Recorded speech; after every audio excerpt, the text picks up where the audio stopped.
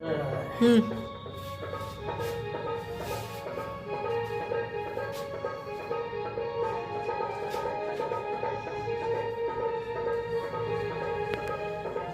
शुरू कर दिया है। हम लोग पार्ट 1 में देखे थे संख्या और अंक में अंतर। अंक हम किसे कहे थे, यानी कि संख्या को निरूपण करने के लिए जिस चिन्ह का प्रयोग हुआ था उसे हम लोग अंक कहे थे, जो 0 से लेकर के 9 तक हुआ था। 0 से 9 तक हुआ था, जितनी संख्या था बीच में सब क्या था, हमारा अंक था, एक चिन्ह के रूप में था। इसके द्वारा क्या बना था, तो संख्या बना हुआ था। ठीक है, आज जो हम लोग पढ़ने जा रहे हैं तो उस टाइम हम बताए हुए थे कि संख्या एक नहीं अनेक है, अनंत है, बहुत ज्यादा है। ठीक है ना, असंख्य। तो इसका कोई प्रकार तो होगा, बिल्कुल प्रकार है। इसके देख लीजिए कई प्रकार से बांटा गया है। कुछ को मैंने छोड़ भी दिया है, जो मैं क्वेश्चन बताते वक्त उसको भी मैं ले लूंगा। फिलहाल इतना मुझे बताना ठीक लगा ताकि समझने में भी परेशानी ना हो। तो इसी के प्रकार में इसका पहला जो था प्राकृतिक संख्याएं। प्राकृतिक संख्याएं, इसको हम लोग अंग्रेजी में कहते हैं नेचुरल नंबर्स। इसी का दूसरा नाम भी है गिनती की संख्या। गिनती की संख्या। ठीक है, जानेंगे पहले कि संख्या क्या होती है ना, कहां से शुरू होती है। मुख्य बात तो हमें ये याद रखना है, क्योंकि बहुत सारे है ना कॉम्पिटिटिव एग्जाम में पूछा जाता है इस संबंध के क्वेश्चन सब, इसीलिए हम लोग अच्छा से देखेंगे, है ना। छोटे बात समझ के इसको इग्नोर नहीं करेंगे, नहीं तो यह कभी भारी पड़ जाएगा। और लगभग छोटी बात भारी पड़ के रहता है, इसलिए इस बात को थोड़ा ध्यान दीजिएगा कि हमने क्या कहा कि संख्या के प्रकार में पहला जो प्रकार था हमारा प्राकृतिक संख्या था, जिसका दूसरा नाम क्या था, गिनती की संख्या। इसे ही अंग्रेजी में क्या करते हैं हम लोग, नेचुरल नंबर, जिसे हम लोग क्या से n से सूचित कर सकते हैं, करते हैं। ठीक है, तो संख्या क्या होती है, तो स्टार्ट होता है 1 से, कहां तक जाएगा, ये अनंत तक जाएगा। यानी 1 से शुरू होने वाली लगातार संख्या क्या कहलाएगी, हमारा प्राकृतिक संख्या कहलाएगी। यानी वह संख्या जो 1 से शुरू हो, है ना, और अनंत तक जाए, वह संख्या प्राकृतिक संख्या कहलाती है, यानी गिनती की संख्या कहलाती है। क्वेश्चन बनता है, वैसे बनाएंगे क्वेश्चन फिर से, कि जैसे पूछेगा कि सबसे छोटी प्राकृतिक संख्या क्या होती है, तो वो हमारा 1 होती है, वो हमारा 1 होती है। इसके बाद दूसरा जो हमारा बिंदु है पूर्ण संख्या। पूर्ण संख्या किसे कहते हैं, तो अगर गिनती के संख्या में ही शून्य लग जाए, यानी कि शून्य से शुरू हो, तो संख्या होगा कहते हैं हम लोग पूर्ण संख्या कहते हैं। जैसे कि गिनती की संख्या कितना था, 1 था, 2 था, 3 था, 4 से करके अनंत तक था, यानी 0 से शुरू कर देंगे, तब क्या कहलाएगा, यह हमारा पूर्ण संख्या कहलाएगा, जिसे अंग्रेजी में हम लोग होल नंबर कहते हैं, यानी कि W से सूचित करते हैं। ठीक है, इसके बाद जो हमारा है पूर्णांक संख्या। पूर्णांक संख्या, ठीक है ना, यानी कहने का मतलब यह अपने शब्द में ही भरपूर है। पूर्ण अंक, अधूरा अंक नहीं, दशमलव में अंक नहीं, पूर्ण अंक, इसीलिए इसका नाम है पूर्णांक। इसको तोड़ेंगे ना तब पूर्ण अंक नजर आएगा, यानी कि जो भी माइनस में होगा चलेगा, लेकिन पूर्ण होगा, यानी कि दशमलव में नहीं होगा। वह संख्या क्या कहलाती है, तो पूर्णांक कहलाती है। होता कौन कौन सा है इस बात को याद रखिएगा, इसे हम लोग अंग्रेजी में इंटीजर्स कहते हैं, जिसे हम लोग Z या I से सूचित करते हैं। होता कौन कौन सा है, तो याद रखिएगा कि बीच में रख लेते हैं 0 को। 0 से आगे जितनी संख्या है सब पूर्णांक है। 0 से पीछे माइनस में जितनी संख्या है सब क्या है,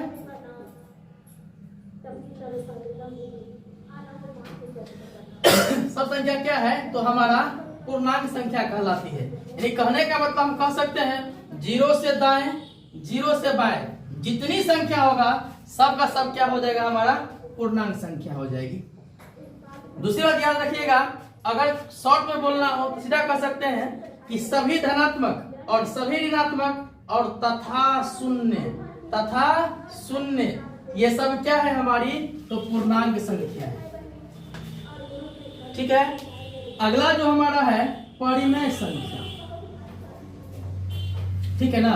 परिमेय संख्या वैसे तो हर कोई रट के दिमाग में सेट कर लिया है कि जो पी बाय क्यू के रूप में है उसे हम लोग क्या कहते हैं, परिमेय संख्या कहते हैं। बिल्कुल सही बात है ना।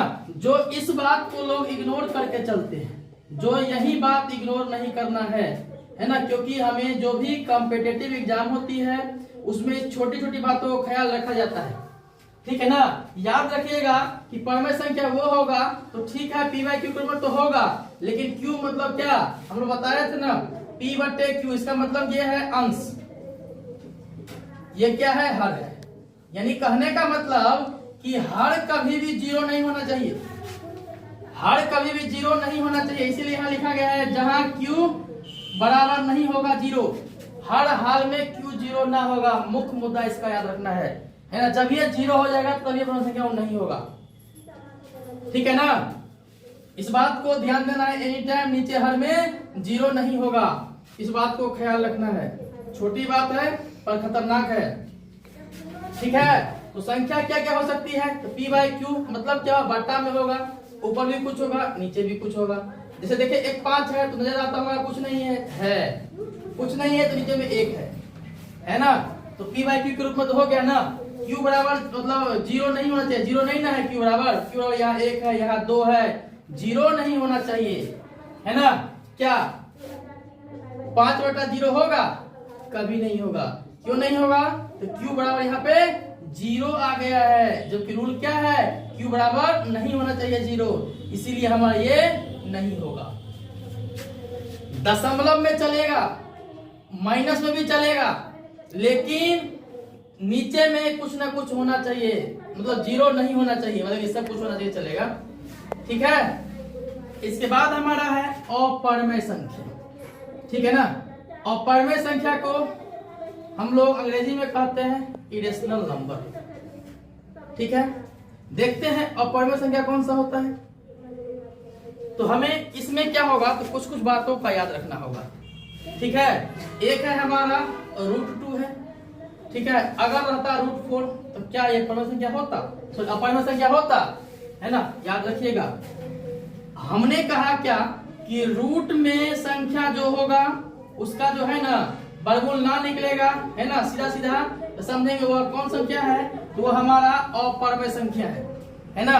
तो भाई रूट में तो ये भी है, लेकिन हमने एक शब्द कहा था कि पूरा पूरा अगर वर्गमूल ना निकले तो समझेंगे हम लोग क्या है, वह अपरिमेय संख्या है। भाई √4 का तो निकल रहा है, 2 आ रहा है ना, तो हमने तो पीछे कहा था कि अगर 2 रहेगा तो इसका मतलब समझे बटा में 1 है, इसका मतलब क्या, क्यू बराबर 1 है, जीरो तो नहीं हुआ, इसका मतलब क्या, यह परिमेय संख्या हो गया ना कि अपरिमेय हुआ। यानी कि √4 क्या होगा, तो परिमेय संख्या हो जाएगा ना कि अपरिमेय होगा। लेकिन अगर वही √2 रहेगा तो क्या होगा, हमारा अपरिमेय रहेगा। यही अगर √5 रहेगा तो क्या होगा, अपरिमेय होगा। पाई रहेगा तो क्या होगा, अपरिमेय रहेगा। लेकिन यहीं पर पाई का मान दिया रहता अगर 22/7, फिर इसका मान क्या होता, तो हमारा परिमेय संख्या हो जाता। इस छोटी छोटी बातें को हमें ध्यान रखनी है कि अगर पाई रहेगा तो पाई का चिन्ह रहेगा पाई के रूप में, वो हमारा हो जाएगा अपरिमेय। अगर उसका मान दिया रहेगा तो हो जाएगा हमारा परिमेय। ठीक है। अगला जो हमारी संख्या है जिसका नाम है वास्तविक संख्या। देखो, क्योंकि अभी लग रहा होगा छोटा है ना, लेकिन जब अपर लेवल का क्वेश्चन जब हल करेंगे ना, वह उस समय हमें ये सब शब्द लिख के आएगा और हम लोग वहां भटकते हुए नजर आएंगे, क्योंकि वहां ऑप्शन में दे देता है। ठीक है ना। और ऑप्शन में संख्या नाम सब दिल रहेगा, है ना, इसीलिए हमने सोचा है कि इसे डिटेल्स कर दूं, है ना, क्योंकि जब उस समय मैं आगे बताऊंगा उस समय आपको दिक्कत ना हो, है ना, क्योंकि सिर्फ नाम लिखा रहेगा, आपको समझना होगा कि संख्या होता क्या क्या है। ठीक है। अगला जो हमारा है वास्तविक संख्या है। ठीक है। इसे ही हम लोग रियल नंबर कहते हैं, रियल नंबर कहते हैं, हम लोग बड़का आर से सूचित करते हैं। ठीक है। याद रखिएगा, जितना परमेय हो, जितना अपरमेय हो, है ना, सभी का समूह क्या कहलाता है? हमारा वास्तविक संख्या कहलाता है। अगर हमें परमेय याद है, अपरमेय याद है, तो आराम से वास्तविक हमें याद रहेगा, है ना। यानी कहने का मतलब सभी परमेय सभी अपरमेय को समूह को मिला देंगे और उसमें से कोई वो पूछेगा तो हम लोग कह सकते हैं क्या यह वास्तविक संख्या है या नहीं। हम लोग आराम से चुन लेंगे। कैसे? यही बात करके कि परमेय संख्या है तो भी वास्तविक है, अपरमेय है तो भी वास्तविक है। ठीक है। इसके बाद जो हमारा अगला आता है वो है सम संख्या।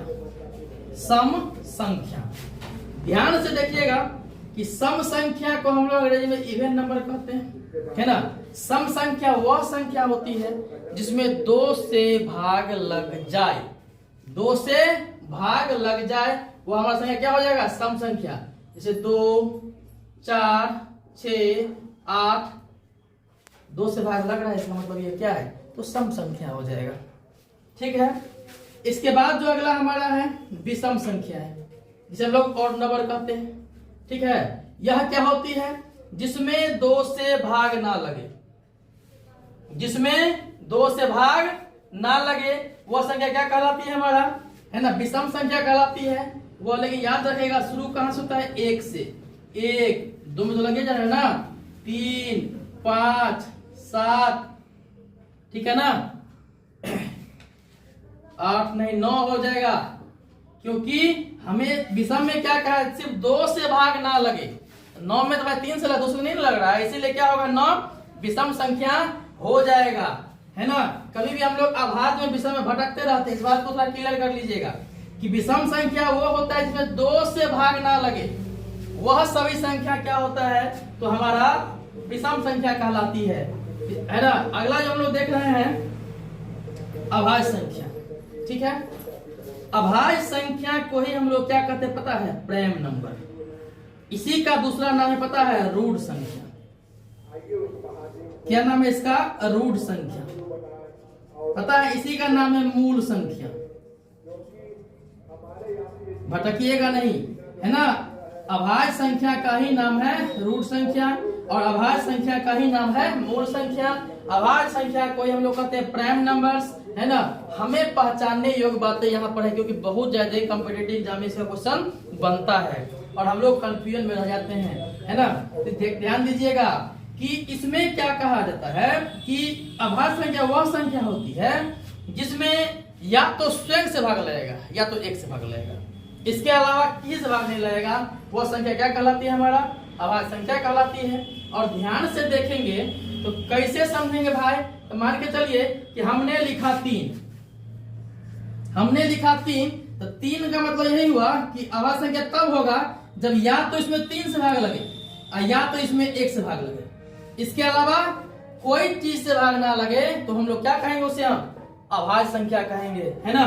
इस बात को एनी टाइम दिमाग में बैठा करके रखना है कि वह संख्या जो क्या हो, या तो खुद से कटे, खुद बोल रहे हैं जिस संख्या में भाग देना है उसी संख्या से लगे या फिर 1 से लगे, इसके अलावा किसी से भी ना कटे, वह संख्या क्या कहलाती है? हमारा अभाज्य संख्या कहलाती है। और याद रखना है कि सबसे छोटी अभाज्य संख्या का नाम हम लोग जुबान से नहीं भूलेंगे, कई बार पूछा जाता है, जिसका नाम है 2, इसके बाद 3, इसके बाद 5, ऐसे ही करके बढ़ते जाएगा। वह संख्या देखेंगे जिसमें या तो स्वयं से लगे या तो 1 से लगे, वह सब संख्या क्या कहलाएगा? सब कहलाएगा अभाज्य संख्या। और याद रखिएगा एक चीज यहां से और, कि हमने तो 2 को सम संख्या भी कहा था, हमने तो 2 को सम संख्या भी कहा था और हमने 2 को अभाज्य भी कहा। इसका मतलब इसी का नाम दूसरा क्या कह सकते हैं हम लोग कि सबसे छोटी, या फिर ये भी मत कहिए, सीधा कह दे एकमात्र सम अभाज्य संख्या। एकमात्र सम अभाज्य संख्या कौन सा है? सिर्फ 2 है, एकलौता, है ना। सम अभाज्य संख्या कौन है? वो 2 है, सम भी है अभाज्य भी है, इसीलिए उसका नाम क्या पड़ गया? सम अभाज्य संख्या। अगर कहेगा सबसे छोटी अभाज्य संख्या तो भी हमारा 2 ही आएगा। इस बात को दिमाग में सेट कर लीजिए, ठीक है। अगला है हमारा भाज्य संख्या। अगला हमारा क्या है? भाज्य संख्या है। इसमें क्या याद रखना है? कंफ्यूजन नहीं रखना है। सम में या लोग भाज्य में अक्सर कंफ्यूजन रहता है। कहिएगा भाज्य तो सीधे कहेगा कि 2 से सर भाग लग जाएगा हमारा भाज्य, कभी नहीं होगा, ऐसा कभी नहीं है। दोनों में अंतर है। सम हमारा था जिसमें 2 से भाग लग रहा था, है ना, और हमारा ये भाज्य क्या है? जिसमें गुणनखंड 2 से अधिक हो, जिसका गुणनखंड 2 से अधिक हो। जैसे देखो 4 का कितना खंड हो सकता है? 1 गुना 2, है ना, 1 भी हो सकता है, 2 भी हो सकता है, 4 भी होगा। 2 से अधिक हुआ कि नहीं हुआ? नहीं भला है। 4 का कितना गुणनखंड हो सकता है? नहीं हुआ जी। इसलिए 4 हो जाएगा, 6 हो जाएगा, 8 हो जाएगा, 9 भी हो जाएगा, क्योंकि 9 का भी गुणनखंड है ना। तो यहीं से हम लोग कंफ्यूजन को दूर करेंगे। 9 में 2 से भाग तो नहीं लगता था, तो इसका मतलब क्या कि 9 जो सम संख्या नहीं है, ये क्या है? विषम भी है, और क्या है? भाज्य संख्या भी है। 9 क्या है? विषम भी है और भाज्य संख्या भी है,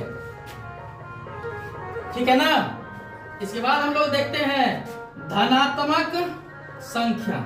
धनात्मक संख्या, धन मतलब प्लस में, धनात्मक मतलब धन मतलब प्लस में, है ना। याद रखिएगा कि धन कब होगा? जब प्लस में जाएगा। अब प्लस में कब होगा? जब 0 से बड़ा होगा। इसीलिए इसका नाम क्या कर सकते हैं हम लोग कि वह संख्या जो 0 से बड़ी हो वह क्या कहलाएगा? हमारा धनात्मक संख्या कहलाएगा। जैसे कि 1 होगा, 2 होगा, 3 होगा, 4 होगा, है ना। इसीलिए और इसी के हिसाब से हम लोग कह सकते हैं कि 1 क्या है? तो धनात्मक प्राकृतिक संख्या है। धनात्मक प्राकृतिक संख्या ये भी हम लोग कह सकते हैं, क्योंकि एक धनात्मक भी है और एक प्राकृतिक संख्या भी है ना। एक विषम संख्या भी है ना। इस प्रकार से 1 के बारे में कुछ बात नोट करते चलिएगा कि 1 क्या है? प्राकृतिक संख्या भी है, 1 हमारा धनात्मक संख्या भी है और 1 हमारा विषम संख्या भी है ना। इस बात को दिमाग में बैठा करके चलना है, क्योंकि 1 भी आएगा अपना सवाल जवाब करने के लिए। इस बात को याद रखना है। इसके बाद है हमारा कि ऋणात्मक संख्या। तो बात समझिए गए। धनात्मक, धन मतलब प्लस, ऋण मतलब माइनस। इसका मतलब हर वो संख्या जो माइनस में हो, है ना, वो संख्या क्या कहलाएगी? ऋणात्मक संख्या कहलाएगी। वो हो सकती है कहाँ? तो 0 से सब छोटी होगी। 0 से कहाँ होता है? तो -1, -2, -3, -4। एक चीज ध्यान दीजिएगा, यहाँ एक चीज हम क्लियर कर देना चाहते हैं कि याद रखिएगा, अगर 0 है, चलिए ऐसी संख्या है, यहाँ 1 है, यहाँ 2 है, यहाँ 3 है, यहाँ 4 है, यहाँ -1 है, -2 है, -3 है, -4 है। जरा गौर कीजिएगा इस बात पर। माइनस में 0 के जितना करीब आएगा तो मान बढ़ेगा, और प्लस में 0 के जितना करीब आएगा मान घटेगा। प्लस में 0 के करीब आएगा मान घटेगा। माइनस में जितना 0 के करीब आएगा मान बढ़ेगा, ठीक है। और इसी रूल के कारण से -1 नहीं, -4 बड़ा है कि -1 बड़ा है? -1 बड़ा है ना। इसलिए बड़ा है कि 0 की ओर आने पर मान बढ़ता है, यानी कि -4 से बड़ा होगा -3, -3 से बड़ा होगा -2, -2 से बड़ा होगा -1, और -1 से बड़ा होगा 0, है ना। लेकिन हमको 0 तक नहीं जाना है ना, हमको इधर रहना है। हमको इतना याद रखना है कि 0 की तरफ जाने पर, है ना, मान क्या होता है? माइनस में बढ़ता है, और 0 की तरफ आने पर प्लस में मान घटता है। प्लस में है तो 4 से छोटा होगा 3, 3 छोटा होगा 2, 2 छोटा होगा क्या? 1, जीरो तरफ आ रहे हैं, जीरो की ओर आ रहे हैं, प्लस में है तो मान घट रहा है ना, और माइनस में है जीरो की ओर जा रहे हैं तो मान बढ़ रहा है। ठीक है ना, छोटी बात है पर बहुत बड़ी मोटी है, इसको थोड़ा ख्याल रखिएगा, है ना। और हम जो बताए अभी धनात्मक ऋणात्मक, तो यहाँ से इधर सब संख्या धनात्मक, यहाँ से सब संख्या ऋणात्मक। अगला जो हमारा है वो है काल्पनिक संख्या। वो हमारा क्या है? काल्पनिक संख्या। ध्यान दीजिएगा, काल्पनिक संख्या, इसका जो नाम है अंग्रेजी में, इसका नाम है इमेजिनरी नंबर। इंपोर्टेंट है इसलिए उसको ध्यान देना है ना। देखना कि रूट के अंदर अगर माइनस में हो, इसका मतलब यह क्या है? कौन सा संख्या है? यह संख्या काल्पनिक संख्या है। यह संख्या क्या है? इमेजिनरी नंबर है, जिसे हम लोग आई से सूचित करते हैं, ठीक है ना। अगर यही रूट में अगर 3 रहता तो यह एक अपरमेय संख्या था, है ना, क्योंकि इसका वर्गमूल नहीं निकल रहा है और रूट में है तो वो संख्या अपरमेय था। अगर उसी रूट में अगर माइनस लग गया तो संख्या क्या हो गया? तो हमारा काल्पनिक नंबर हो गया। इसे हम लोग क्या कहते हैं? इमेजिनरी नंबर कहते हैं। ठीक है, इसके बाद अभी तो पूरा खत्म नहीं हुआ है, इसमें और भी कुछ बाकी है। हम कोशिश करेंगे कि जितना क्वेश्चन लगभग क्या कहते हैं ऑब्जेक्टिव में आने वाली होगी, है ना, वो सब क्वेश्चन करा दें ताकि क्वेश्चन आप लोगों को ना छूटे। ऐसा नहीं है कि बच्चे वाली क्लास है ना, यह लग रहा है बच्चे वाली क्लास है भी बच्चे वाली क्लास की, लेकिन हमें बड़े बड़े एग्जामों में इसकी बहुत बड़ी जरूरी होती है और बहुत बड़ा मददगार साबित होता है ये, ठीक है ना। और एक बात आप लोग मैं बता देना चाहूंगा कि जब भी हम लोग मैथ पढ़ते हैं, मैथ बनाते हैं, तो बहुत ही, है ना, समझिए, खबर समझिए या फिर हमारे द्वारा बताया गया यंत्र समझिए, मंत्र समझिए, तंत्र समझिए। अगर सबसे पहले बात समझ लीजिए कि ये मैथ जो है ना, यह समझने वाली विषय है। यह मैथ क्या है? समझने वाली विषय है। इसे हम लोग याद नहीं करेंगे, है ना, और ना ही इसे, है ना, इग्नोर करेंगे, है ना। कितना भी भूसकोलो विद्यार्थी रहे ना, अगर जिस दिन चाहे मैथ सीखना तो सीख सकता है, लेकिन चाहे तब कैसे? तो मैथ को सीखा जा सकता है, ठीक है। और सीखने के लिए, है ना, कम से कम 3 चीज पे ध्यान रखना होगा। पहला कि सबसे पहले सुनो, मतलब आप लोग सुनिए जो क्या कहा जा रहा है ना। फिर उस बात को मंथन कीजिए, नहीं, पहले सुनिए फिर लिखिए, फिर क्या कीजिए उसको, है ना, मंथन कीजिए, चिंतन कीजिए कि आखिर क्या हुआ है, क्यों हुआ है, किस लिए हुआ है ना। और उसमें से कहीं क्वेश्चन बनता है कि हम नहीं समझ रहे हैं यहाँ क्या हुआ है, उस बात को आप पकड़िए और उसको, है ना, अपने शिक्षक के समक्ष रखिए, है ना। अब फिर जा करके अगर समझ गए हैं तो फिर अब खुद से उसे बनाइए, है ना। यह जो है सब मूल मंत्र है मैथ को पढ़ने यानी सीखने की, ठीक है ना। जिसमें आप लोग क्या कीजिएगा, तो सबसे पहला काम कीजिएगा, आप लोग 3 कॉपी बनाइएगा, 3 कॉपी बनाइएगा।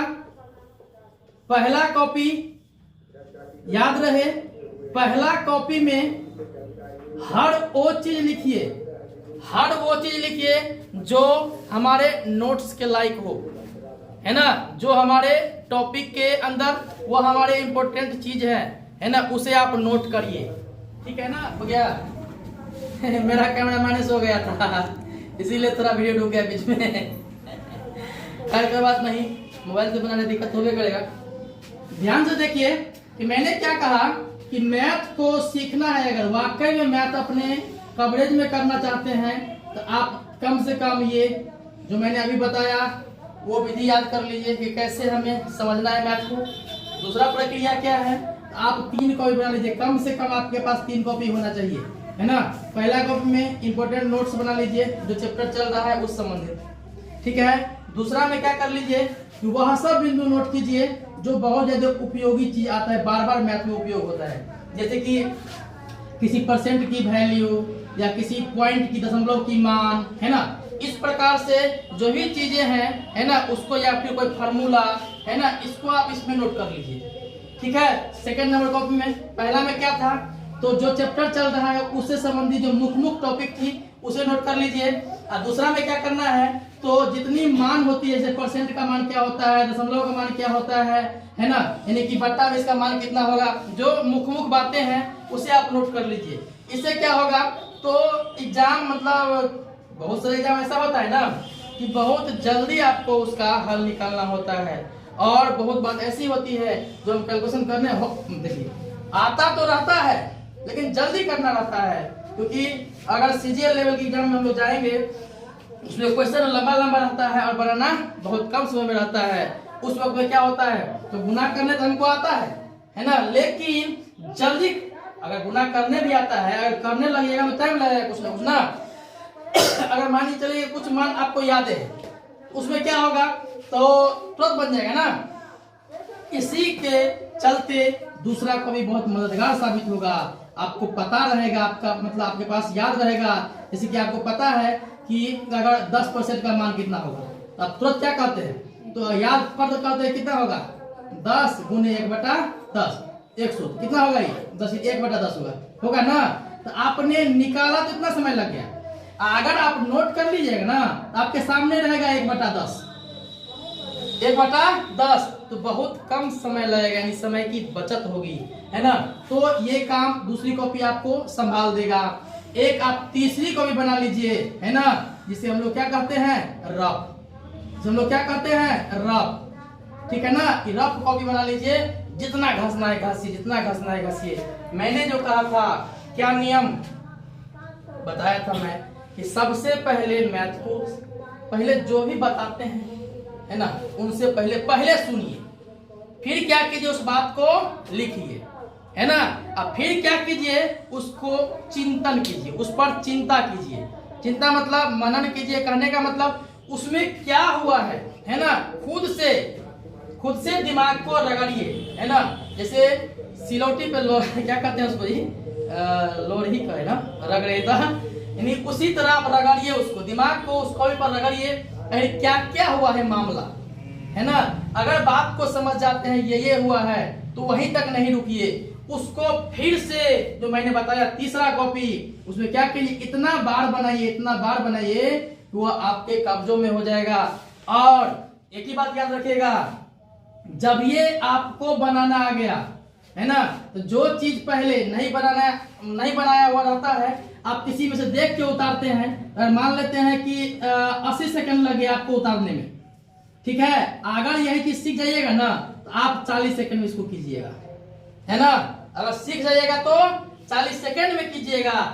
अगर आप कहीं ट्रेंड हो गए हैं बनाते इस चीज को सेकंडों में उड़ा दीजिएगा, क्योंकि आपके पास दूसरा नंबर का कॉपी बहुत मदद करेगी, है ना।